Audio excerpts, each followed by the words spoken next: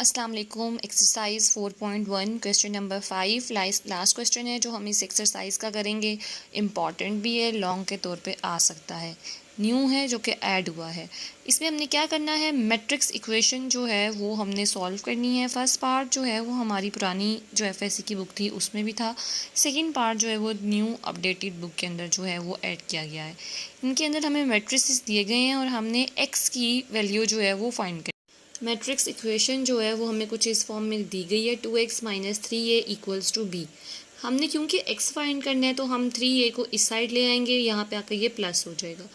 अब हमें a और b मैट्रिसेस की जो हैं वो वैल्यूज़ गिवन थी, a और b हमने जो है वो यहाँ पे पुट कर दिया। ये देखें, हमें a और b मैट्रिसेस गिवन थे तो हमने वो यहाँ पे अपनी वैल्यूज़ पुट कर दी हैं। अब ये जो 3 है स्केलर मल्टीप्लिकेशन यहाँ पर होगी, तो हम क्या करेंगे, इस 3 को यहाँ पे क्या हुआ है, स्केलर मल्टीप्लिकेशन आपके पास हुई है तो आपने इस 3 को हर एंट्री के साथ मल्टीप्लाई कर देना है। तो यहाँ पे क्या हो गया, 3 × 2 = 6, 3 × 3 = 9, 3 - 2 से मल्टीप्लाई होगा -6, -1 से मल्टीप्लाई होगा -3, 3 × 1 = 3, 3 × 5 = 15। अब हमने सिंपल कोरेस्पॉन्डिंग एंट्रीज़ को जो है वो ऐड करना है। एडिशन के लिए ऑर्डर का सेम होना ज़रूरी था।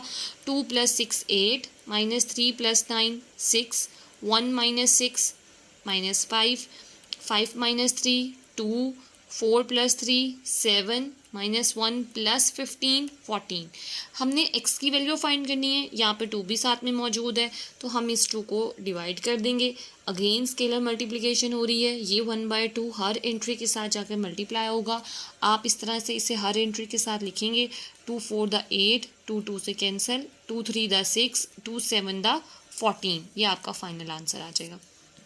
सेकेंड पार्ट जो है वो सेम इसी तरह से है, लेकिन उसके अंदर हमें सिर्फ a की वैल्यू दी गई है, ये वाली, ठीक है, और हमें 3/3 का ऑर्डर मैट्रिक्स दिया गया है। जबकि इक्वेशन क्या है, a² - 5a + 4i - x।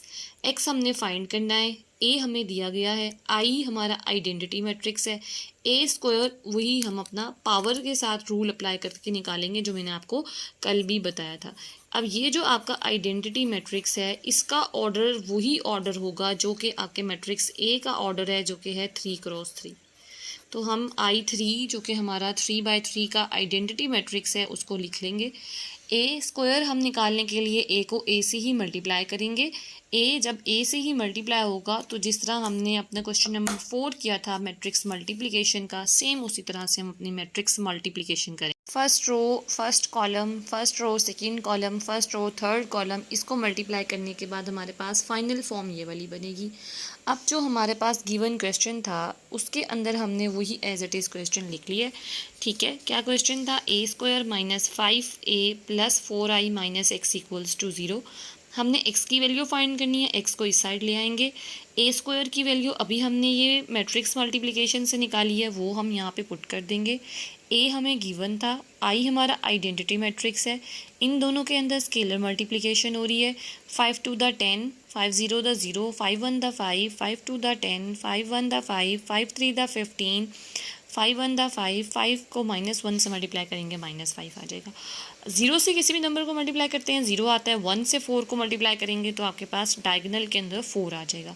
अब बेहतर वे क्या है कि आप इसे प्लस माइनस के चक्कर के अंदर ना पड़ें, आप इसे इकट्ठा ही कर लें। तो मैंने इसे इकट्ठा ही लिख लिया क्योंकि कोरेस्पॉन्डिंग एंट्रीज़ को प्लस माइनस करना है। तीनों मैट्रिसेस का ऑर्डर सेम है। 5 - 10 + 4, 5 and 4 9 होते हैं, 9 - 10 -1, -1 + 0 + 0 -1, 2 - 5 + 0, 2 - 5 -3 होते हैं। 9 - 10 + 0, 9 में से 10 माइनस करिए -1, -2 and -5 -7, -7 + 4 -3, 5 - 15 -10, 0 - 5 + 0, 0 ऐड करें या सब्ट्रैक्ट करें कोई फ़र्क नहीं पड़ता, तो -5 as it is. Minus minus हो जाएगा प्लस, तो जब आप 5 में से 1 सब्ट्रैक्ट करेंगे 4 आ जाएगा। -2 + 4, अब 4 में से 2 माइनस करेंगे 2 आ जाएगा।